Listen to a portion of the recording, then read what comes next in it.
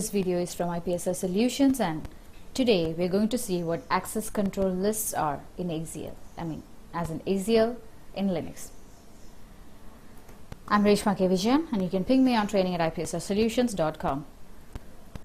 Okay, let's start. Why is ACLs different from normal permissions? Now, what are ACLs? Okay, ACLs are access control lists, and they're used for providing permissions to named users and groups. Let's see that example, and we can find one more thing over here that can be checked using ls-l.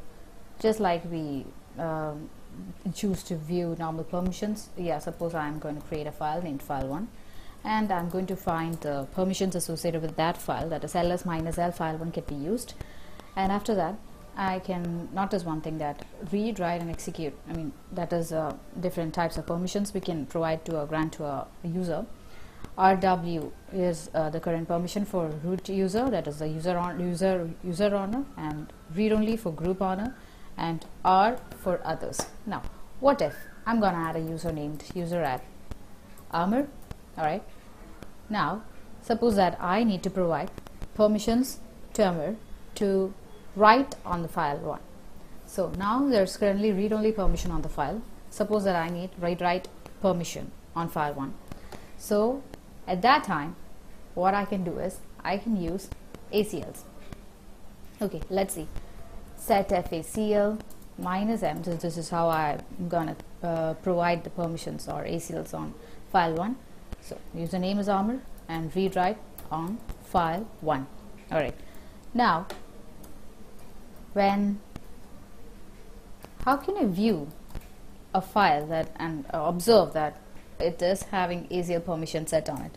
Okay, for that I can use ls-l symbol, and this plus over here denotes that the file 1 has ACL set on it, whereas the dot over here denotes that it's just normal permissions which has been already set. Alright, now mask is yet another feature of ACL. Set FACL -m read only. Suppose that I'm going to provide read only R -- on file 1. Alright, so that means the mask permission over there is that is R --. Now before that, let me check the permissions associated with the file 1. Yeah, now I can see that user armor has read write access on the file, as I have set it already. But now I can see one more thing, that the effective permission denoted over here is R --. So that means no matter how much access armor is having on the particular file, that is file 1, he can only read that file, because effective permission over here is R only.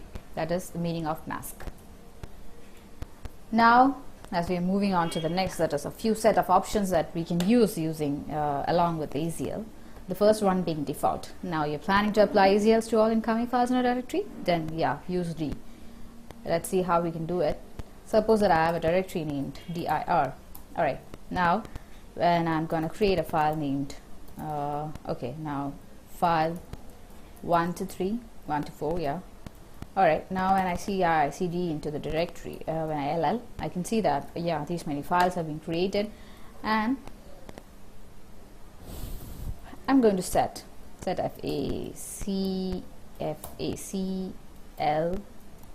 -m d : u : armor :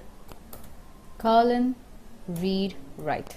Okay, on dir. Yeah, dir. Alright, no, fdir is not there, dir.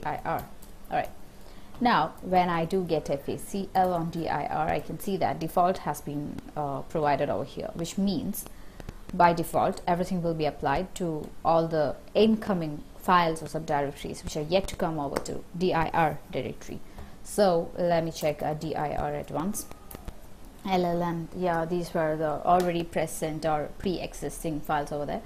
Now if I'm going to create yet some more files like 5 : yeah, 7 LL, and I can see that 5, 6 and 7 has plus in there. Alright, the plus indicates that it's a set of ACL being set over there, and the rest of them has dot. Now those which are having dot, that is normal permissions along with them, they were just the pre-existing files. Now what if I need to provide ACL for the pre-existing files too? At that time I can use -r, that is for recursive. Now that I have file 1, 2, 3 and 4 as a pre-existing file 1, 2, 3 and 4 as pre-existing files. Now I need -r, I need them also to reflect, or I need all these changes to be reflected on them too. Yeah, then what I can do is user armor rw on dir. Yes, now when I get FACL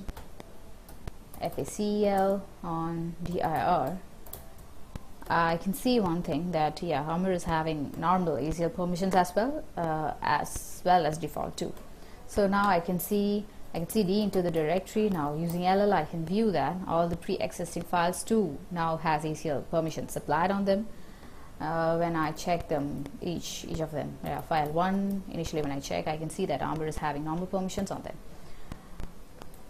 Similarly, I can check file 5 too. Yeah, it's the similar for permissions. So which means that D can be used to set, or D can be used to set default permission. That is, all the incoming files or yet to come files will get all the permissions which you are setting along with this D using ACL setf ACL command.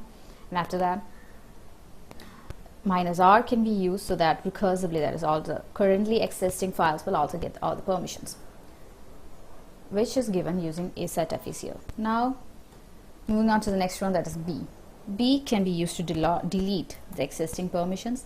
Like for example, setf ACL. Now you know I have what all permissions are there currently. These many ACLs are present currently in dir, for dir. Now what if I'm going to try to delete? I'm trying to delete it. So I can use -b so that I get rid of all the ACLs which was pre-set on this particular directory. Now when I check ls-ld on dir, I can see that it's just normal permissions which are left back, and all the ACL permissions are being lost. Alright, so that's it about ACL, and for further queries on ACL you may please tune in to Ipsr Solutions, and yeah, for further more videos. For any queries or questions on this current video, you can ping me on training@ipsrsolutions.com. Thank you.